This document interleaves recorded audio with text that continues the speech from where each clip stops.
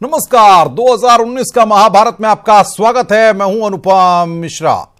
कुरुक्षेत्र में हुए महाभारत में यक्ष प्रश्न था कि कौन सा योद्धा किस ओर से युद्ध करेगा। कुछ ऐसा ही सवाल 2019 के चुनावी महाभारत के लिए भी बेहद अहम है। समाजवादी पार्टी और बहुजन समाज पार्टी के गठबंधन की ओर से आरएलडी भी इस चुनावी समर में शामिल हो गई है। लक्ष्य है पश्चिमी उत्तर प्रदेश को फतेह करना। आरएलडी के गठबंधन में शामिल होने का क्या असर होगा, आइए इस रिपोर्ट के जरिए इस बात को समझते हैं।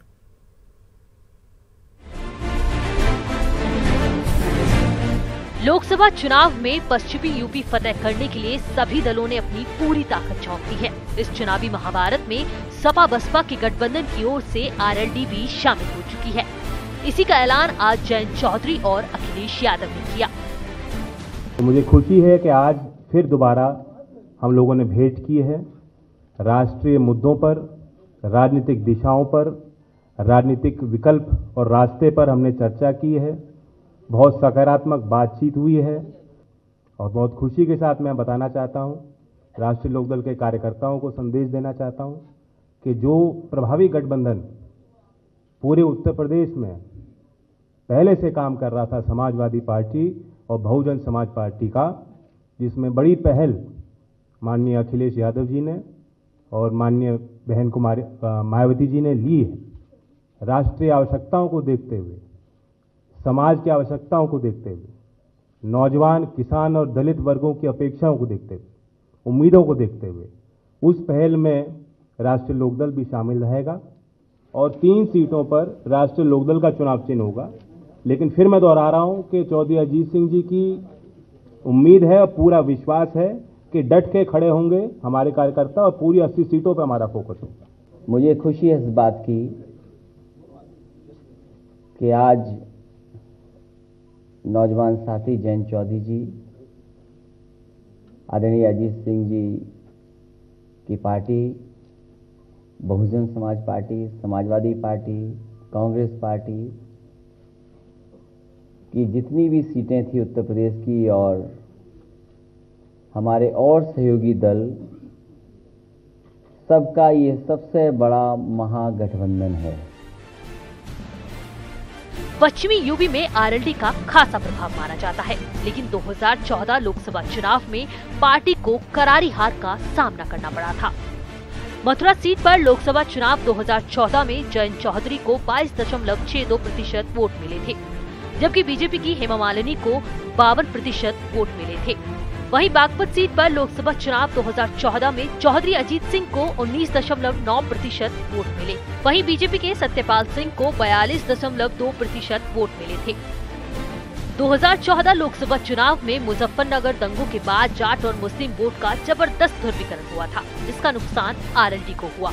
इन दोनों ही समुदाय को साथ लाना पार्टी के लिए बड़ी चुनौती होगी। बीएसपी और एसपी के गठबंधन को यूपी में गेम चेंजर माना जा रहा है। अब आरएलडी भी इस गठबंधन का हिस्सा है। ऐसे में देखना है कि ये तीनों पार्टियां मिलकर बीजेपी के लिए कितना बड़ा चैलेंज साबित हो सकती हैं। Bureau report, news 18। कहते हैं घर फूटे गंवार लूटे। कुछ यही हाल है अपने देश की सियासत का, जहां विपक्ष के सवालों का फायदा उठा रहा है पाकिस्तान। हम बात कर रहे हैं एयर स्ट्राइक की, जिस पर कांग्रेस के सवालों को मुद्दा बना रहा है पाकिस्तान। ज्वाइंट सेशन में इख्तिलाफ, सियासी इख्तिलाफ के बावजूद जब सब लीडर्स ने कहा कि मकसद पाकिस्तान के लिए हम सब एक हैं, तो इससे आपका केस बड़ा मजबूत हुआ है। दुश्मन हमारी फूट का फायदा उठा रहे हैं, वो अपनी जान बचा रहे हैं और हम लुटा रहे हैं। विपक्षी नेता क्यों गाल बजा रहे हैं?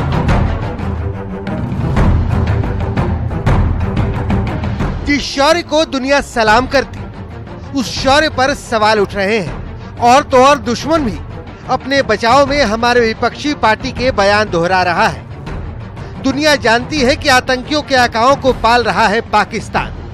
ये मौका था जब पाकिस्तान पर दबाव बनाया जाता, उसे घुटने पर ले आया जाता, उसे अपनी ताकत का एहसास कराया जाता, अपनी एकता से उसे डराया जाता।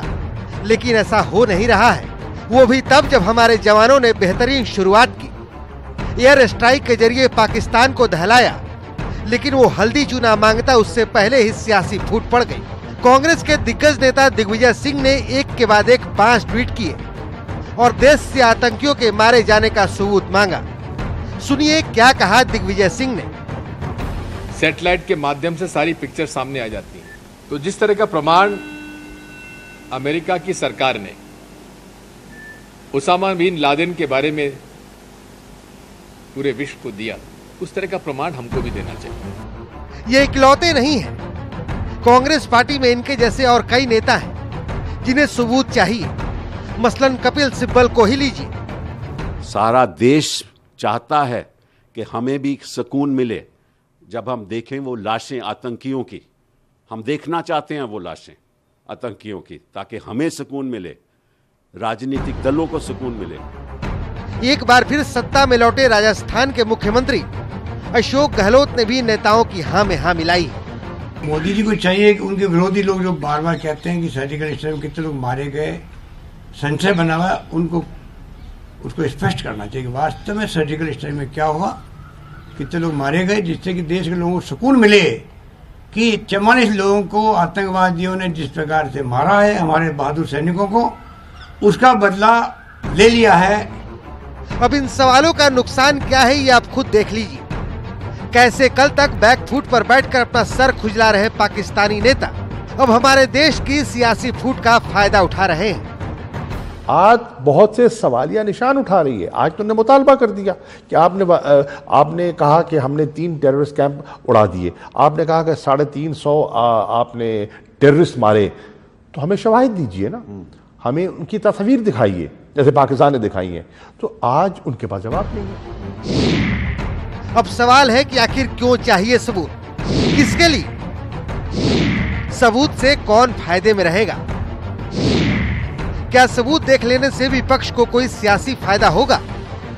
जवाब है कतई नहीं, क्योंकि सरकार ने अगर विपक्ष को सबूत दिखा दिया तो उससे सिर्फ और सिर्फ सत्ताधारी को ही फायदा होगा, और अगर सबूत नहीं दिखाया जा रहा तो उसका फायदा ऐसे ही पाकिस्तान उठाएगा। Bureau report, news 18 network. Balakot air strike पर सवाल खड़े करने के लिए आए पीएम मोदी ने विपक्ष पर खुलकर हमला किया। पीएम ने कहा कि विपक्ष के नेता सदमे में हैं और वो पाक के पोस्टर बॉय बन गए हैं। विपक्ष और कांग्रेस पर हमला करने में केंद्रीय मंत्री भी पीछे नहीं रहे।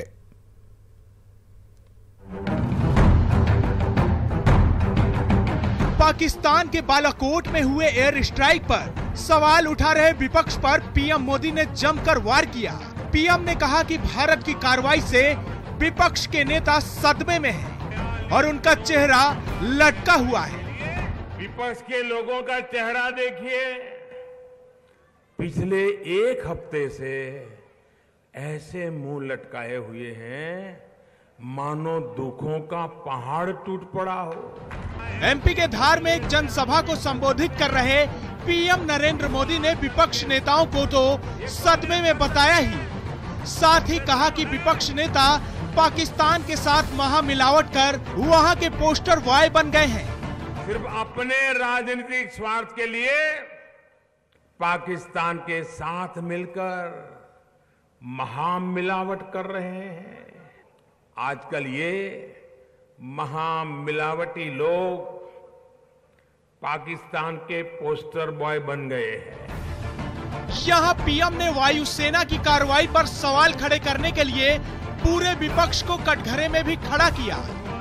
आज जब पूरा विश्व भारत के साथ खड़ा है, तब ये अलग अलग प्रश्न खड़े कर भारत की स्थिति को कमजोर करने का हीन प्रयास कर रहे हैं। दरअसल दिग्विजय सिंह जैसे कई नेता कभी पुलवामा में हुए आतंकी हमलों को हादसा बता रहे हैं, तो कभी एयर स्ट्राइक में मारे गए आतंकियों की संख्या पर सवाल उठा रहे हैं।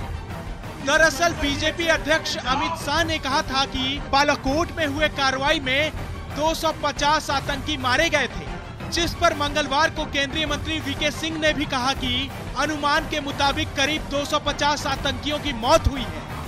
It's an estimate. He is not saying this is a confirmed figure.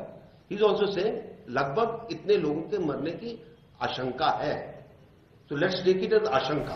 इस मामले में केंद्रीय मंत्री रविशंकर प्रसाद और राजनाथ सिंह ने भी वोट की राजनीति करने के लिए कांग्रेस पर निशाना साधा। क्या कांग्रेस पार्टी कर रही है? न भारत की सेना पर विश्वास, न भारत की वायुसेना पर विश्वास, तो सीधा है कि शुद्ध वोट के लिए भारत के मनोबल को कमजोर कर रहे हैं। यदि हमारे कांग्रेस के दोस्तों को लगता हो नंबर उन्हें बताया जाना चाहिए, तो मैं कहना चाहता हूं कि आप जाना चाहते हो पाकिस्तान तो जाकर गिन लो, पूछ लो वहां के लोगों से कि हमारे एयरफोर्स के जवानों ने कितने लोगों का सुनाया। हालांकि आतंकियों की संख्या के मामले में कांग्रेस अब भी केंद्र पर सवाल खड़े कर रही है। इसने 250-300 के आंकड़े दिए। सुनील जाखड़ के पास तो सैटेलाइट इमेजरी है नहीं, ना ही राहुल जी के पास में। ये धनोआ जी कह रहे हैं कि एयरफोर्स का ये काम नहीं है, तो एयरफोर्स ने क्या ये आउटसोर्स कर दिया अमित शाह जी को? अमित शाह जी को 250 का आंकड़ा कहां से पता लगा, वो बता दें। बता दें कि पुलवामा में 40 जवानों के शहीद होने के बाद भारत ने पाक के बालाकोट में जैश के ठिकानों पर एयर स्ट्राइक किया था, जिसमें जैश का ठिकाना पूरी तरह बर्बाद हो गया। हालांकि इस कार्रवाई के बाद भारत में राजनीति तेज हो गई। सत्ता पक्ष और विपक्ष के बीच वार पलटवार होने लगा और वार पलटवार का ये दौर लगातार जारी है। Bureau report, news 18 network. CM Yogi Adityanath मंगलवार देर शाम वाराणसी पहुंचे। इस मौके पर सीएम योगी ने 8 मार्च को प्रधानमंत्री नरेंद्र मोदी के वाराणसी दौरे को लेकर चल रही तैयारियों को परखा है।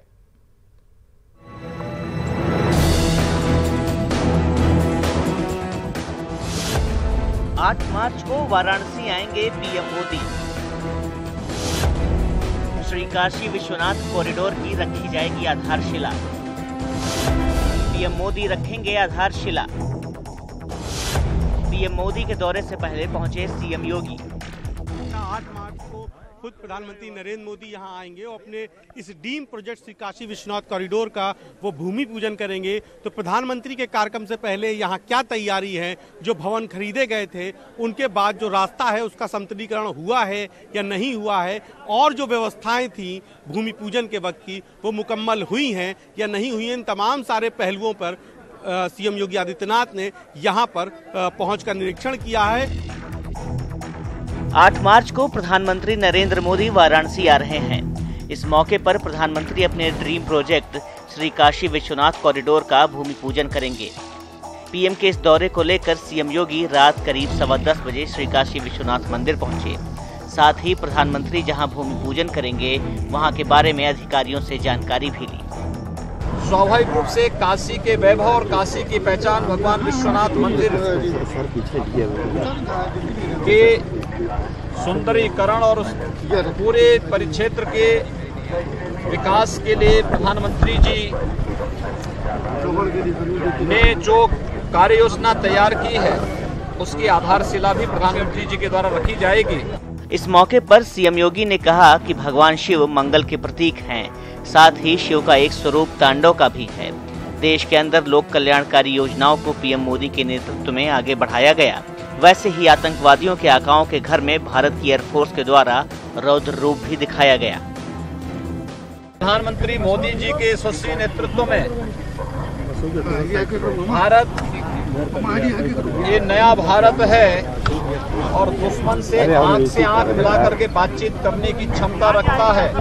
जो गंगा से ललिता घाट से जो रास्ता कॉरिडोर को लेकर विश्वनाथ मंदिर तक आता है, जिसको कॉरिडोर का नाम दिया गया है, वो कितना बन गया है, तो इन तमाम सारे पहलुओं पर सीएम योगी आदित्यनाथ अब बात कर रहे हैं। और उनके साथ वाराणसी के कमिश्नर हैं और वाराणसी के एडीजी हैं, आईजी हैं, डीएम हैं, तमाम सारे पुलिस प्रशासन के अफसर हैं, जिनसे वो 8 मार्च के प्रधानमंत्री के कार्यक्रम को लेकर मसौदा जो तय हुआ है उस पर चर्चा कर रहे हैं। कैमरामैन रेहान के साथ उपेंद्र द्विवेदी, न्यूज़ 18 वाराणसी।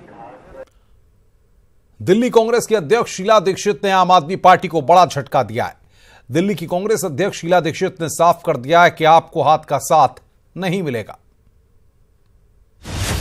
दिल्ली में कांग्रेस के साथ मिलकर बीजेपी के खिलाफ लड़ने का सपना देखने वाली आम आदमी पार्टी को मंगलवार को बड़ा झटका लगा। कांग्रेस अध्यक्ष राहुल गांधी के साथ बैठक के बाद दिल्ली कांग्रेस अध्यक्ष शीला दीक्षित ने साफ कर दिया कि आपसे कोई गठबंधन नहीं होगा। हमें गठबंधन करना चाहिए नहीं, तो यूनानिमस डिसीजन यही हुआ कि गठबंधन नहीं होगा। राहुल जी ने थे वहाँ पे, राहुल जी के सामने ये डिसीजन हुआ, तो फाइनल। गठबंधन पर कांग्रेस के इस ऐलान के साथ ही आप के मुखिया और दिल्ली के सीएम अरविंद केजरीवाल कांग्रेस पर हमलावर हो गए हैं और ट्वीट कर कहा, ऐसी अफवाहें हैं कि कांग्रेस का बीजेपी के साथ गुप्त गठबंधन है। दिल्ली बीजेपी और कांग्रेस के गठबंधन से लड़ने के लिए तैयार है। जनता इस अनैतिक गठबंधन को हराएगी।